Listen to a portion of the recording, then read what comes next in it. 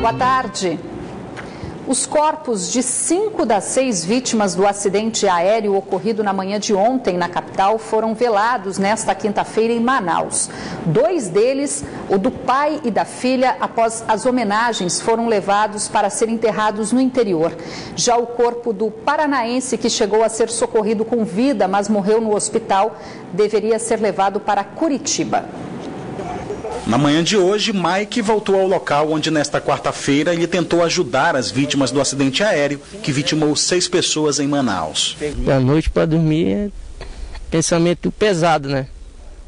Porque eu podia fazer, mas não tinha como, cara. E é triste, cara. O avião, modelo Embraer 721, caiu em uma área verde no bairro da União, zona centro-sul da capital, logo depois de decolar do aeroclube. A aeronave bateu na copa das árvores e em seguida explodiu. Apesar de carbonizados, os corpos das vítimas foram identificados e liberados ainda nesta quarta-feira. 3 vão ser enterrados em Manaus, 2 no interior do estado e 1 no estado do Paraná.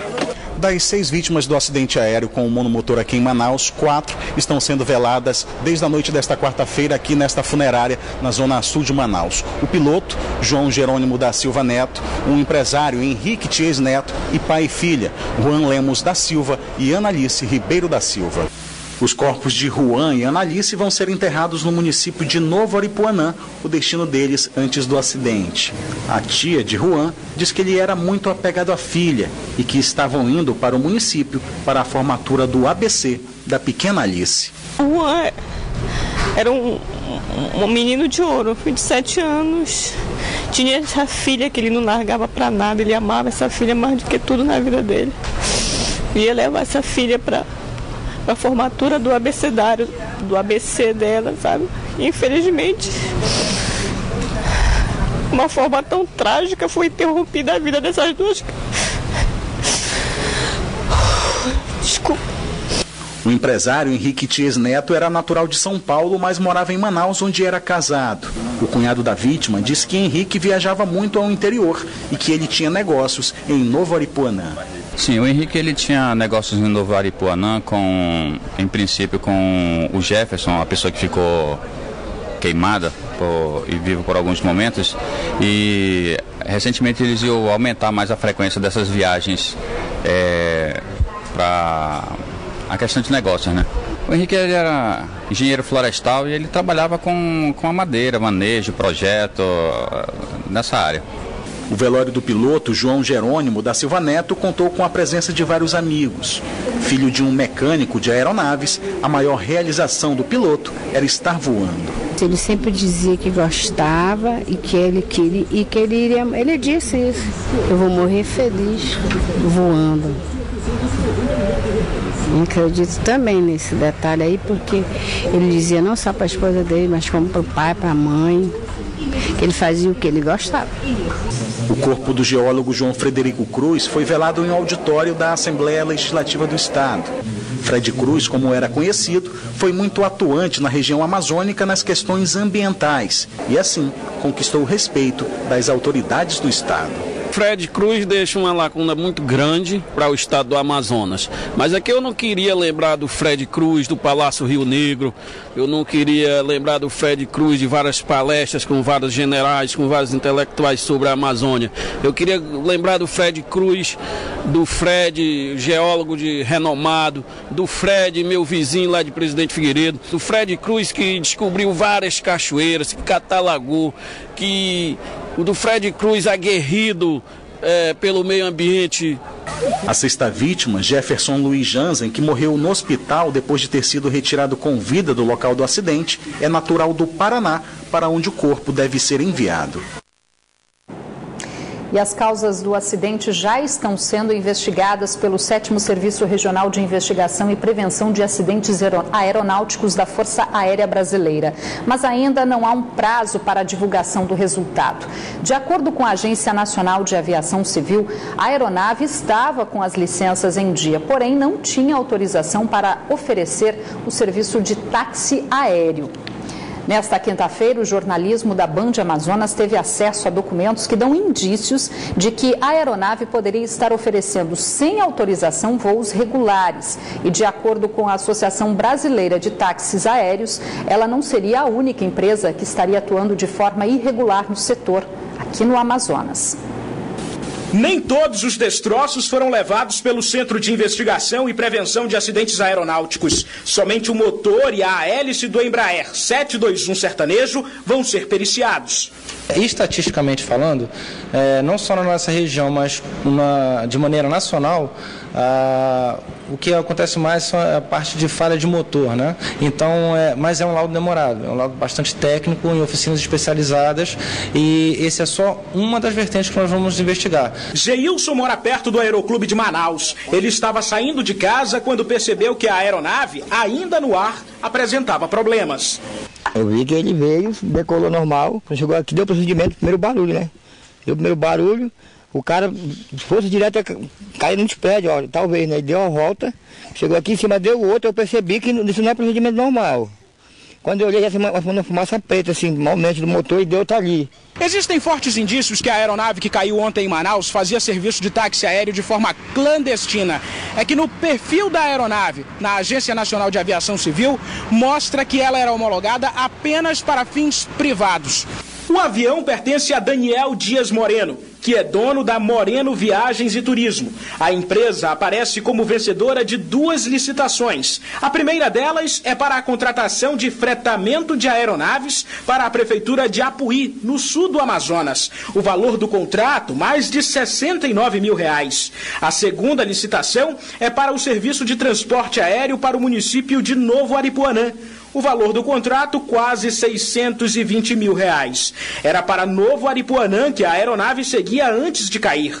A empresa Moreno Viagens e Turismo fica dentro do aeroclube e utiliza a estrutura da extinta empresa Tio Táxi Aéreo, que parou de operar o serviço após ter a licença suspensa pela Agência Nacional de Aviação Civil em razão de 3 acidentes com aeronaves da empresa. O representante do dono do avião negou que o sertanejo estaria sendo usado como táxi aéreo. Trata-se de uma aeronave particular que está fazendo o voo do próprio proprietário. Um dia após o acidente, nossa equipe voltou ao Aeroclube da capital logo que o dia amanheceu. Aeroclube de Manaus, são 6h30 da manhã.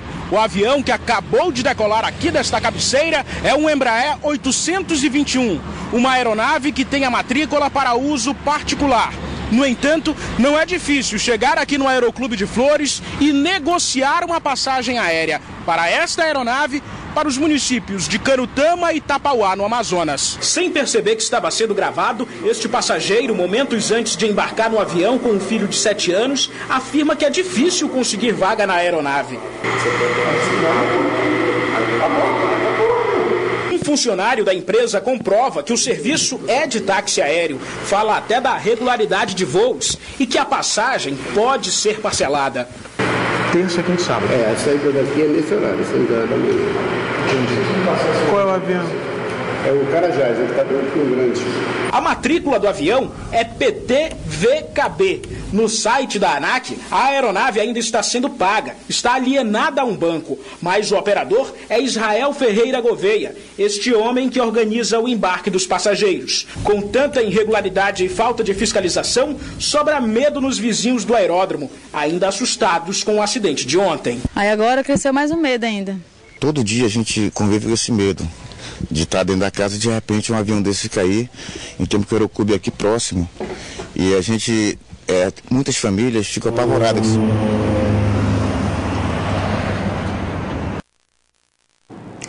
Uma mulher de 39 anos morreu afogada na madrugada de hoje no Rio Negro, em Manaus. Segundo testemunhas, a vítima estava em uma das lanchas atracadas nas proximidades do pier de um hotel na praia da Ponta Negra, onde estava sendo realizado um show.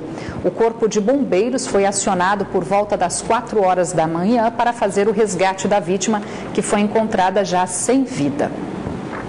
Um operário morreu e outro ficou ferido durante um desmoronamento em uma obra na região centro-sul de Manaus, agora à tarde.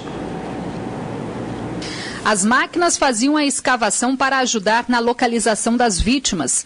Um operário foi resgatado com vida logo após a chegada do Corpo de Bombeiros e do SAMU. O outro não teve a mesma sorte e acabou morrendo soterrado. De acordo com moradores do local, o desmoronamento no canteiro de obras localizado no Parque 10 aconteceu por volta de 1h30 da tarde. A obra apresenta uma placa de licenciada. Mesmo assim, vizinhos dizem que já haviam denunciado irregularidades na construção, que seria um mini shopping de 3 andares. O presidente do Sindicato da Construção Civil esteve no local e afirmou que recentemente também fez uma denúncia no Ministério Público do Trabalho sobre a situação da obra. A Polícia Civil também foi acionada. De acordo com a assessoria de imprensa do Hospital e Pronto-Socorro 28 de agosto, o operário socorrido com vida, Raimundo Vieira da Silva, segue internado para tratamento de uma luxação de fêmur e trauma na mandíbula. E o estado de saúde dele é considerado estável. Apesar do feriado, o movimento foi fraco nas principais saídas da capital nesta quinta-feira. Mesmo assim, a fiscalização na rodoviária e nas estradas foi reforçada. Até o início da tarde desta quinta-feira, o movimento estava muito fraco na rodoviária da capital. Mesmo assim, a fiscalização nos transportes foi intensificada no feriado de Nossa Senhora da Conceição. De acordo com a agência reguladora dos serviços públicos concedidos do Amazonas, a estimativa é que 12 mil pessoas devam deixar a capital pela rodoviária neste feriado, cerca de 6 mil passageiros a menos em relação a 2015. Ainda de acordo com a ASAM, os principais destinos são os municípios de Manacapuru, Itacoatiara, Itapiranga e Presidente Figueiredo. Pouco movimento também na Barreira. Os policiais do Batalhão de Trânsito vão permanecer no local para identificar qualquer irregularidade entre os veículos que seguem pelas rodovias AM010 e BR-174. Aproveitar um pouquinho do feriado, né? Semana de trabalho, muito trabalho, né? Aproveitar um pouquinho o feriado. E hoje está tranquila a movimentação? Tranquila a movimentação, muito tranquila. Porque é no dia do feriado, geralmente o pessoal vai de véspera. A Secretaria de Segurança Pública do Amazonas enviou nesta quinta-feira mais reforços para auxiliar nas buscas ao delegado desaparecido desde a última segunda-feira em Coari, após um confronto com traficantes no Rio Solimões. Uma segunda equipe formada por policiais militares e bombeiros decolou de Manaus esta manhã para reforçar as buscas. Eles vão atuar principalmente em áreas de mata fechada, percorrendo possíveis trilhas e caminhos. De acordo com a Secretaria de Segurança Pública, ao todo mais de 50 homens das polícias civil e militar estão envolvidos na operação, que conta com o suporte de uma aeronave e também de cães treinados para missões em áreas de selva. O delegado da Polícia Civil, Tiago Garcês, está desaparecido desde a noite de segunda-feira, após uma troca de tiros com traficantes no Rio Solimões, em uma localidade entre Coari e Tefé, conhecida como Canal da Droga.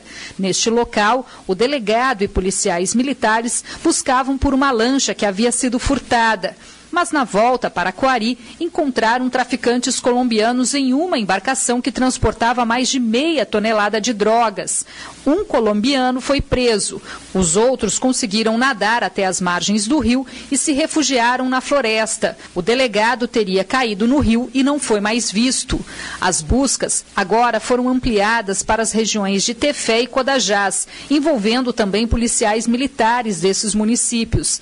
Nesta quinta-feira, a Polícia Civil confirmou que foi encontrado nas proximidades de Codajás o colete utilizado pelo delegado no dia do desaparecimento. A Secretaria de Segurança Pública ainda está oferecendo uma recompensa para quem tiver informações sobre o caso.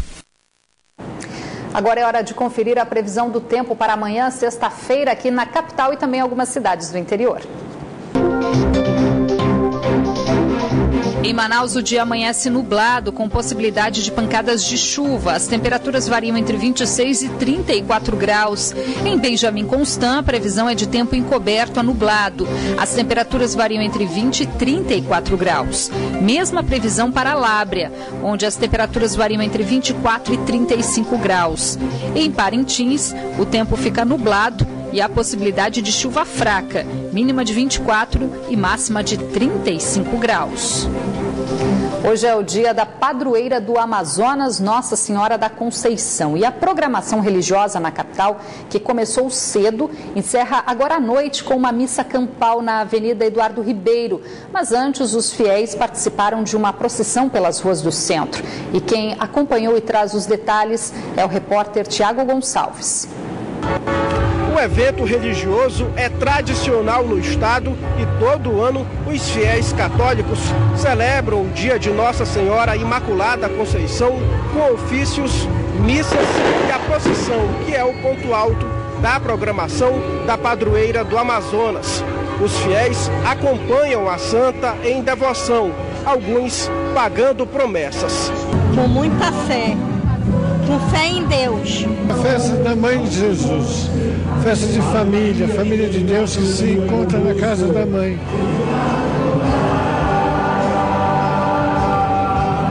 O dia 8 de dezembro é feriado em Manaus e em mais 170 cidades brasileiras. Na capital, tradicionalmente, as adorações começam cedo na Catedral Metropolitana e terminam com a missa campal de encerramento. Tiago Gonçalves para o Band Cidade. Começou na noite de ontem a Copa Caixa Internacional de Futebol Feminino na Arena da Amazônia. Na primeira partida, a Itália comprovou o favoritismo e venceu a Rússia. Depois, foi a vez das meninas do Brasil golearem a Costa Rica. Já era noite quando os torcedores começaram a chegar na Arena da Amazônia. Dentro de campo, a seleção italiana já vencia a Rússia por 3-0 no primeiro duelo da noite. As jogadoras europeias sentiram o clima úmido da capital amazonense. A sensação térmica dentro do estádio chegava a 32 graus, mas de repente a chuva caiu e selou de vez a vitória da Itália na Arena da Amazônia. Itália 3-0. Enquanto isso, mais gente chegava para assistir a primeira rodada da Copa Caixa Internacional de Futebol Feminino. Mesmo com chuva, seu José Ricardo chegou a tempo para ver a seleção brasileira em campo. Ele veio acompanhado da pequena Gabriela, que preparou até grito de guerra. Brasil. Torcedora fanática aí do Brasil, aí falou que o Brasil vai jogar. Ela começa a gritar, ela ia trazer a buzina dela, só que acabou não vindo, né? Seu Rui Oliveira aproveitou o valor baixo do ingresso para trazer a filha de 12 anos para conhecer a arena e torcer pela seleção brasileira. Conhecer a arena, né, e aproveitar o jogo do Brasil, né? Essa promoção que está tendo, que está, né, um preço ótimo para trazer as pessoas, para ela vir conhecer, e minha esposa. Ela e minha esposa vieram conhecer. Até a rainha do Império Verde e Amarelo veio incentivar as meninas do Brasil. Admiro todas, guerreiras, foco, determinação, objetivo. Vamos lá, garotas! Em campo, as meninas da seleção brasileira atendiam às expectativas da torcida. Só no primeiro tempo foram 3 gols.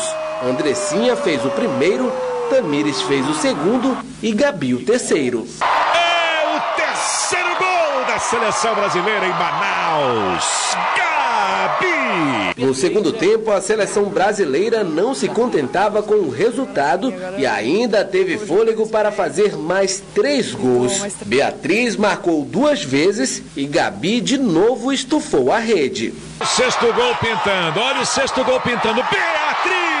Com a vitória, a seleção brasileira dá um passo importante rumo ao 7º título da Copa Caixa Internacional de Futebol Feminino. Na outra partida da noite, a Itália também garantiu os 3 pontos.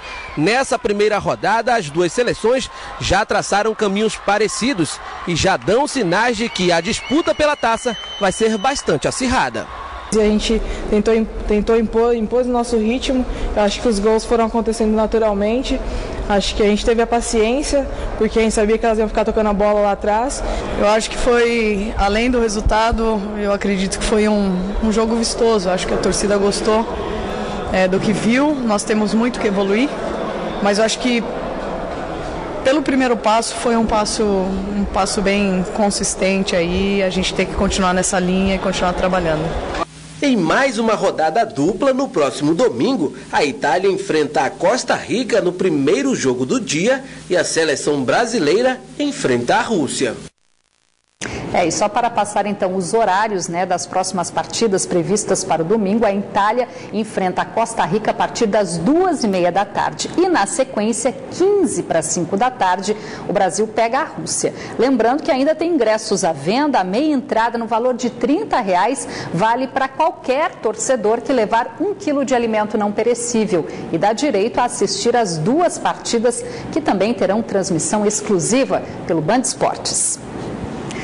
A venda de velas decorativas também pode ser um negócio lucrativo nessa época do ano. Feitas na forma artesanal, as velas podem ser produzidas em casa mesmo, em pequena escala e sob encomenda. Investir em arranjos natalinos também pode ser bem rentável. Aqui as velas decorativas voltadas para as festas de fim de ano são produzidas pela forma artesanal. Os modelos podem ser encontrados até na forma de flor. O vermelho do Natal e o branco do Ano Novo se destacam. A personalização é bem variada. O mercado de velas, que vão além do modelo tradicional, pode ser um negócio atrativo e rentável para pequenas empresas. Nesse estabelecimento, localizado na zona centro-sul da capital, o aumento na produção e na procura é de cerca de 50% nessa época do ano. Quando chega próximo do Natal, a gente trabalha com as velas mais segmentadas, com as cores do Natal, com as decorações de Natal, que os clientes mesmos exigem. Além de atender às encomendas, a empresa comercializa os materiais necessários para a fabricação de velas decorativas. Vendemos a parafina, formas de alumínio, de silicone e vendemos anilina, o pavio apropriado para vela. Aqui os preços das velas, que podem deixar o Natal e o Réveillon mais iluminados, variam entre R$ 1,50 e R$30.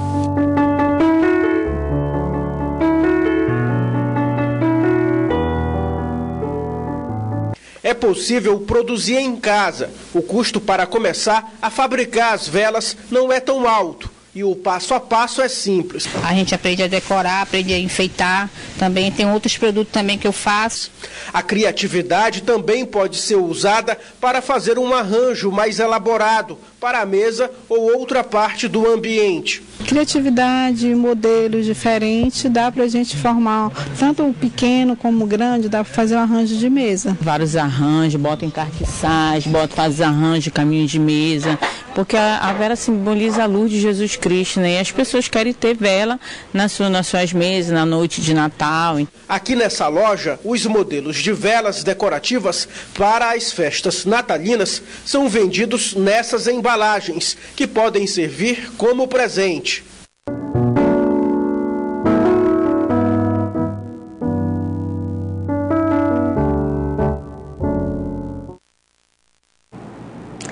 E o Band Cidade fica por aqui, mas continua na internet, onde você pode acompanhar outras notícias nas redes sociais, Facebook e Twitter da Band Amazonas. E para rever nossas reportagens, acesse youtube.com/Band Amazonas e vá no link vídeos. Você fica agora com as notícias do Jornal da Band.